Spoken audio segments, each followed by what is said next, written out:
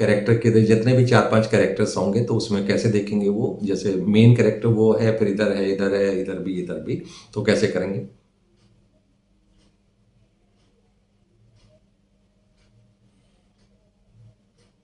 तो कहने का मतलब ये है कि ये सारे के ऊपर नजर डल जाएगी। अब उसने वो जो स्माइल की है वो किस पर्पज से की है, क्यों की है, और बीजीएम कुछ और कह रहा है। कई जगह तो मैंने ऐसा देखा कि उसने, मान लीजिए बदले की भावना, गुस्सा आया किसी को, मान लीजिए बाप ने बेटी को दबाया, अब बेटी जो है वो गलत है, ठीक है, वो कुछ कहना चाहती है, तो भी उसका उदासी वाला बीजीएम चल रहा है, उसका ऐसा लग रहा है जैसे मर गई हुई है बिल्कुल ही, लेकिन उसके अंदर आग भर रही है धीरे धीरे, वो बीजीएम मैच नहीं करता। तो ये भी बहुत सारे कंटेंट जो है मैंने देखे हैं, जो बहुत सारी चीजें जो गलत है उसमें, कि बीजीएम जो है थोड़ा चेंज करता है ताकि वो मूड उसको एक्सप्रेस हो।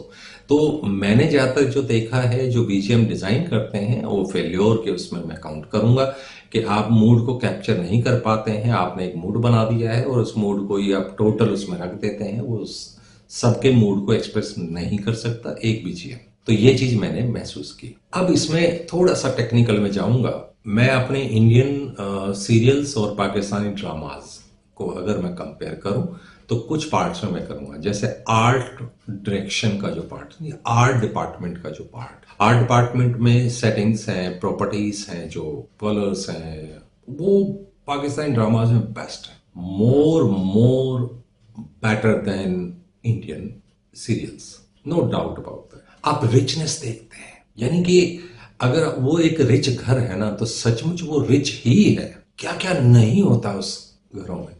शादी का एक छोटा सा भी अगर शॉट भी होगा, छोटा सा लेना है शॉट, लेकिन पूरा शादी का मंडप और ये वो, मंडप तो खैर नहीं होता उधर, फेरे वेरे नहीं होते हैं, लेकिन वो जो एक सजावट होती है वो ब्यूटीफुल होती है, मतलब बहुत पैसा लगाया जाता है। आर्ट प्रॉपर्टीज जो है इतनी ज़्यादा रिच होती हैं, उनकी बेड उनके अच्छे होते हैं, अलमारी उनकी अच्छी होती है, उनका अब क्योंकि ये भी मैंने देखा है, जो इस्लामिक जो फैमिलीज होती हैं, इस्लामिक जो घर होते हैं, वो बेस से ही रिच आए हैं, ये मैंने देखा है। बेस से ही रिच का मतलब कि वो बहुत ज़्यादा खर्च करते हैं इन सब चीज़ों में। मैं यहाँ पे दोनों एक्सप्रेस करूंगा अपनी चीज़ें, कि एक तो दिखावा बहुत ज़्यादा करते हैं, बिकॉज वी आर रिच और वी आर रिचर, और हमारे पास देखो ये है, हमारे पास वो है, ये इनके ड्रामाज में भी दिखता है, कि वो जब दिखाते हैं तो उस चीज़ की डींगे मारते हैं। दूसरे मैंने देखा है कि जो इस्लामिक जो एक बैकड्रॉप है, चाहे हजारों साल पुराना क्यों ना हो, उसमें एक रिचनेस है, एक वो वाली चीज आ जाती है इनमें कि हम लोग अमीर हैं, हम पैदाइशी अमीर हैं, हम अच्छे हैं, तो उसके लिए चाहे वो कर्जा लेके करें, लेकिन उस चीज को इकट्ठा जरूर करते हैं, उस चीज को रखते जरूर अपनी उसमें। तो ये चीज जो है बहुत ज्यादा होता है, यानी कि खर्च बहुत ज्यादा करते हैं आर्ट उसमें। आर्ट प्रॉपर्टीज में मैं बेस्ट मानता हूँ।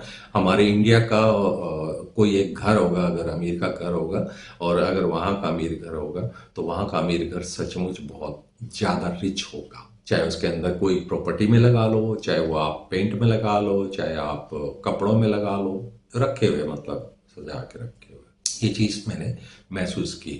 तो आर्ट डायरेक्शन कह लो या आर्ट डिपार्टमेंट कह लो पाकिस्तान का, इंडियन फिल्मों से और सीरियल से काफ़ी अच्छा है। मैं फिल्मों से अच्छा बोल रहा हूँ तो इसका मतलब अंदाज़ा लगा लीजिए कि इंडियन जो सीरियल्स हैं वो तो बहुत ही छोटे हो जाते हैं उनके ड्रामा से, उनके ड्रामा हमारी फिल्मों से ज़्यादा रिच है, मैं इस तरीके से बोल रहा हूँ।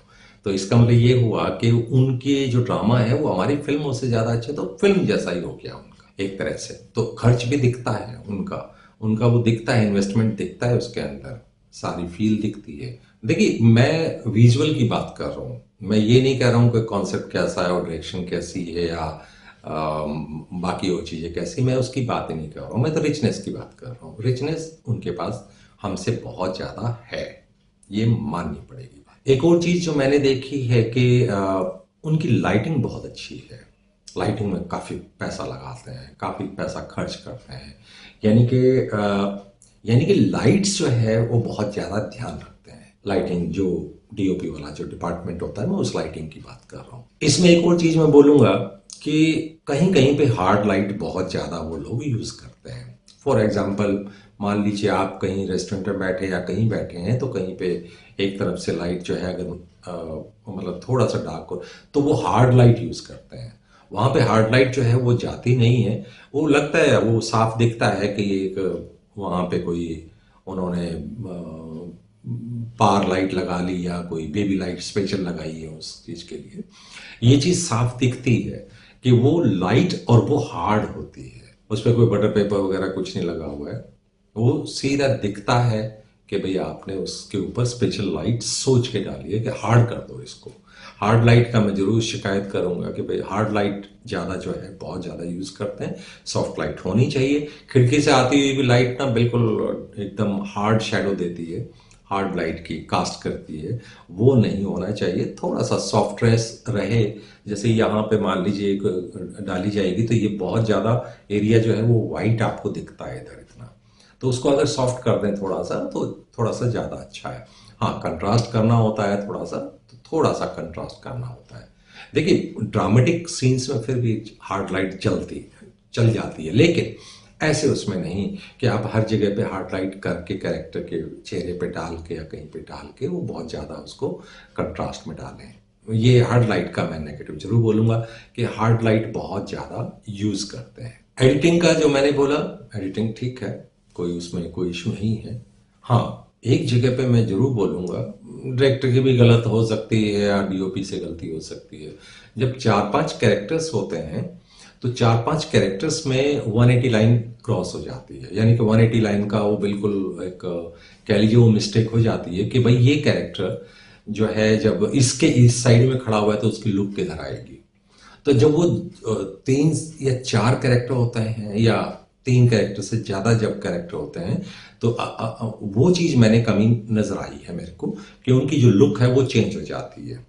कोई राइट साइड में था तो उसका जो लुक है वो फिर भी राइट में ही रह जाता है, लेफ्ट में नहीं जाता है। तो ये चीज़ मैंने महसूस की है, ये डीओपी की या डायरेक्टर की या इन दोनों की मिल के। अब क्योंकि बहुत सारे जब कैरेक्टर हो जाते हैं ना तो जब शॉट लेते हैं तो थोड़ी बहुत मिस्टेक हो जाती है, लेकिन जो मैंने महसूस किया जो देखा वो मैंने बोला है कि इसमें इस तरीके से वो मैंने महसूस किया कि एंगल्स जो है वो गलत हुए हैं, यानी कि 180 लाइन पार हुई है, वो क्रॉस हो गई है, तो इसकी वजह से लुक में फर्क पड़ता है एक दूसरे से।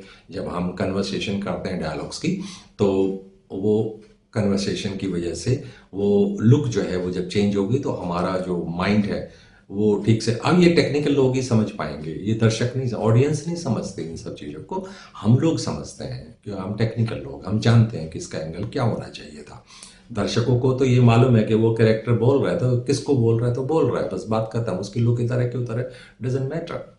तो ये चीज़ मैंने महसूस की है। दूसरे एक और चीज़ मैंने देखी जो हमारे इसमें यहाँ पे नहीं होता है वहाँ पे बहुत होता है। हमारे इधर जो ओएसटी है, हमारे इधर ओएसटी होता नहीं है, उधर होता है।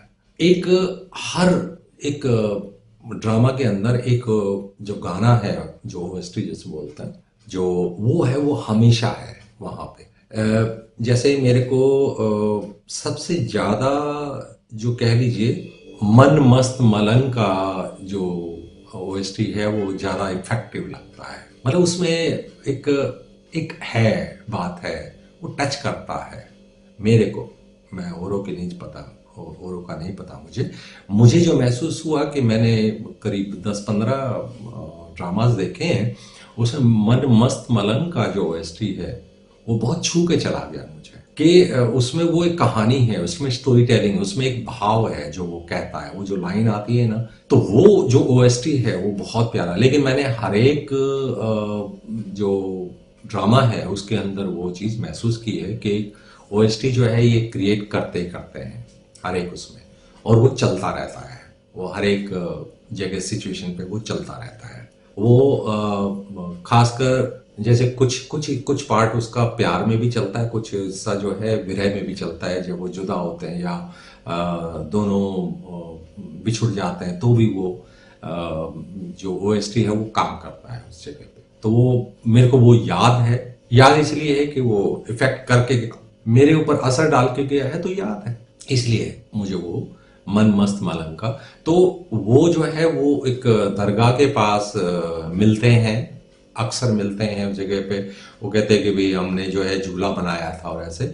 तो जो फर्स्ट टाइम जो वहाँ पे है वो दानिश तैमूर जो है गुस्से में होता है क्योंकि बिछुड़ जाते हैं, उसकी वजह से वो 10 साल बाहर रहा अपने घर से, कुछ दुश्मनी की वजह से।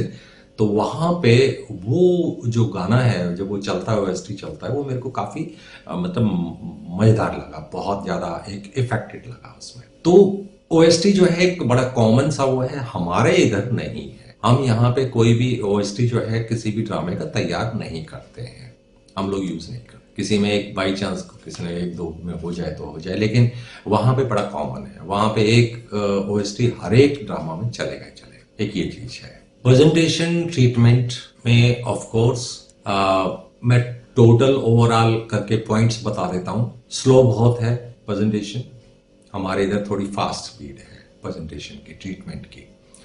उधर स्लो चलता है, सब कुछ स्लो चलता है। डायलॉग के बीच में, डायलॉग टू डायलॉग के बीच का जो स्पेस है वो काफ़ी है। डायलॉग बोलने का जो तरीका है वो बहुत स्लो है। हमारे इधर बहुत स्पीड से बोलते हैं डायलॉग, वहाँ के जो डायलॉग है बड़े चबा चबा के बोले जाते हैं। तो एक वो चीज़ जो है हमारे इधर की उधर की, कंपेयरिंग की बात है तो मैं कंपेयरिंग जरूर करना चाहूँगा दोनों चीज़ों को। तो वो वहाँ का जो ट्रीटमेंट है, आपका प्रेजेंटेशन है, वो एक स्लो रहती है काफ़ी। हर चीज़ बहुत आराम से वो लोग करते हैं, एक्टिंग में भी, बोलने में भी, और हर चीज़ को। यानी कि जो अगला सीन भी आएगा तो मुझे लगेगा हाँ इसके बीच में बहुत कुछ अभी और बचा हुआ है, और उसके बाद जाके कहीं पे वो आएगा। हम लोग कट टू कट भागते हैं, इसलिए हमारा थोड़ा सा फास्ट हो जाता है, हर चीज़ को बहुत फास्ट करता है। दूसरे जो बड़ी कॉमन चीज़ है, आई थिंक कि ये कॉपी पेस्ट है हर डायरेक्टर का, हर एडिटर का, कि एक सीरियल ने, पता नहीं ऐसे ही हुआ होगा कि किसी एक ड्रामा में क्या किया होगा कि जब सीन खत्म होने लगे ना तो बहुत देर तक उसके कैरेक्टर के ऊपर उसको सोच में डाल दो, बहुत लंबे टाइम तक, वो काफी देर तक रहेगा कैमरा उस पर, और स्लो मोशन हो गया ऊपर से, और बीजीएम चल रहा है इसके। तो वो जो है वो ट्रीटमेंट एक बड़ा कॉमन है। मैं जिस भी उसमें चला गया, जो भी मैंने ड्रामा देखा, सीन जैसे ही एंड होगा उसमें बहुत लंबी सोच के साथ, बीजीएम के साथ एक जो सीन है वो खत्म होता है। यानी कि वो जो बीजीएम है वो आपके उस कैरेक्टर के ऊपर, सोच के ऊपर चलता रहेगा, फिर बाद में अगला सीन आएगा। एक और चीज है कि बड़ी कॉमन चीज है कि एक सिटी का जो ब्लैंक, हम एक वीडियो बनाते हैं, ब्लैंक वीडियो मतलब जैसे बोलते हैं कि हॉस्पिटल दिखाना हो तो हॉस्पिटल का फ्रंट का एक हम लोग शूट कर लेते हैं वीडियो, सिटी दिखाना हो तो सिटी का एक दिखा देते हैं, इस टाइप से। तो इसमें बड़ा इन ड्रामाज में, जो पाकिस्तानी ड्रामाज में बड़ा कॉमन है।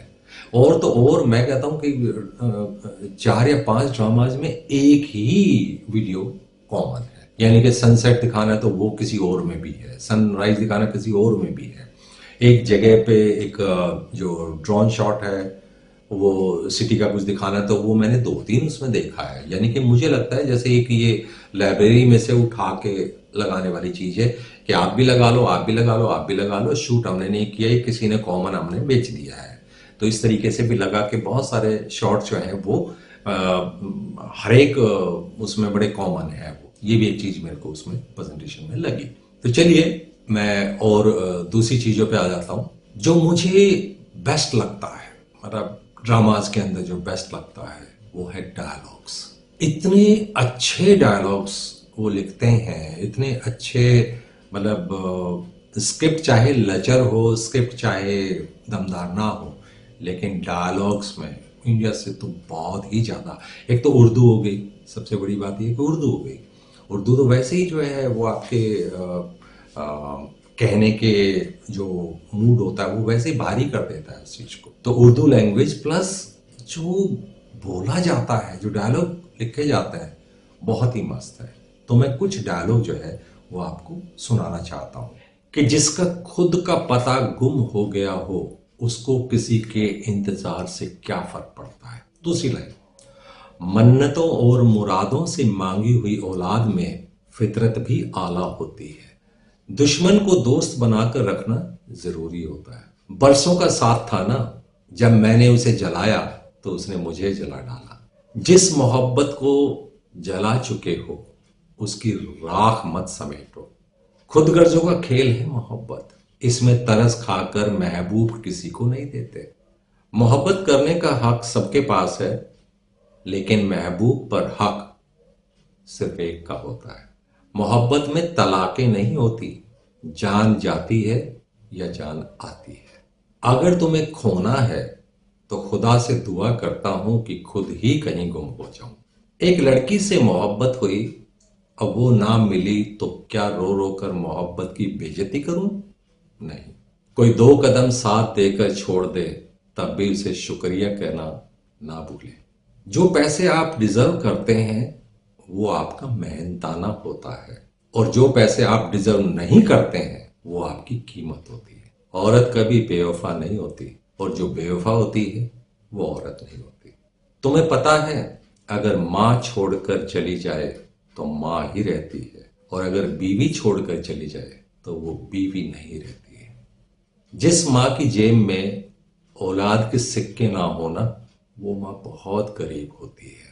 डायलॉग्स के अंदर जो एक भारीपन है, क्योंकि मैं अपने पुराने प्रोग्राम्स में भी कह चुका होता हूं कि डायलॉग्स का मतलब क्या होता है। जो हम नॉर्मली यूज करते हैं, डेली लाइफ में जो यूज करते हैं, बातचीत करते हैं, वो सेंटेंसेस होते हैं, वाक्य होते हैं।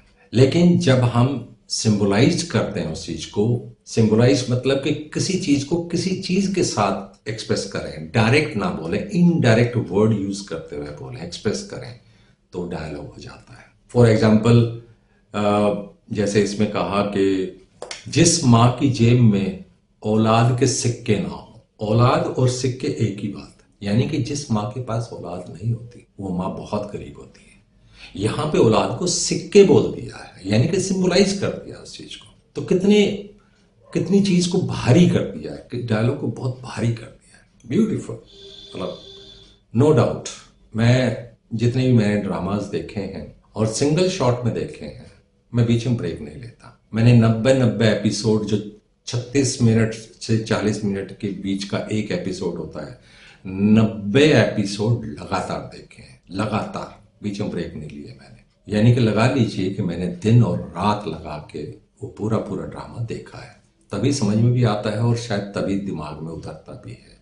अगर मैंने बीच में ब्रेक ले लिया तो समझो मैंने मूड को ब्रेक कर, उसके फ्लो को ब्रेक कर दिया, उसकी अंडरस्टैंडिंग को ब्रेक कर दिया। तो जो मेरे यार दोस्तों ने जो सवाल किए थे या जो उन्होंने पूछा था मेरे से, या उन्होंने कहा कि उसके ऊपर एक वीडियो बनाओ, तो वो जो है मैं बहुत, क्योंकि मैं तो बहुत सीरियस लूंगा उस चीज को कि सचमुच अगर ये पूछ रहे हैं तो मेरा फर्ज बनता है कि मैं ईमानदारी से उन चीजों पर रहूं। मैं खाली चलते चलते जल्दी जल्दी ना देखूं। मुझे सब कुछ चेक करना है, मुझे कॉन्सेप्ट चेक करना है, मुझे ट्रीटमेंट चेक करना है, मुझे डायरेक्शन चेक करनी है, मुझे एडिटिंग चेक करनी है, मुझे सब कुछ चेक करना है। वो सब कुछ चेक करने के बाद ही मैं कुछ वीडियो बनाऊं तो ज़्यादा अच्छा है, ताकि मैं अपने उन अनुभवों को यूज़ करते हुए, अपने एक्सपीरियंसेस को यूज़ करते हुए मैं दोनों चीज़ों को कंपेयर कर सकूं कि हमारे इधर क्या होता है, उधर क्या होता है। इसलिए मैंने बहुत डीप जाके वो सब चीज़ देखे, तो दिन रात लग के मैंने बहुत सारे उसमें वो प्रोग्राम देखे।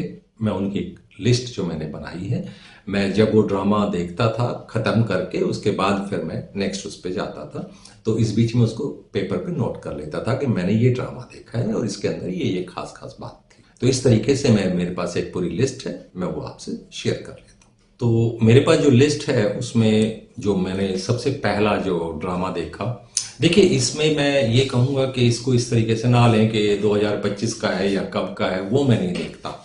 मुझे तो खाली अपना एक जो ड्रामा है वो देखना होता है, और ड्रामा जो है किसने क्या बोला उसके बारे में कि ये अच्छा है ये देखो या ये बुरा है वो देखो, मैं ये नहीं बात करता। मैं सारे ड्रामा देखूंगा, मैं ड्रामा देखूंगा अच्छे बुरे, उस तरीके से मैं बोर नहीं होऊंगा, क्योंकि मैं बोर होने के लिए या एंटरटेनमेंट के लिए मैं देख ही नहीं रहा हूँ। मैं तो ये देखना चाहता हूँ, एंटरटेनमेंट हो जाऊँ तो एक अलग बात है, वो एक पैरेलल चीज है। देख रहा हूँ तो कुछ ना कुछ तो नेचुरली मजा आता है, लेकिन मैं साथ में मैं क्योंकि मुझे वीडियो बनानी थी, क्योंकि मुझे उसकी डिटेल में जाके उसको रिसर्च पे डालना था, इसलिए मैंने उस ढंग से देखा उसको। अब वो बाद में बोलूंगा कि अच्छा था कि बुरा, पहले तो मैं सारा देखूंगा उसको। तो वो वाली चीज थी। तो पहला जो ड्रामा मैंने देखा था वो था जुड़वा।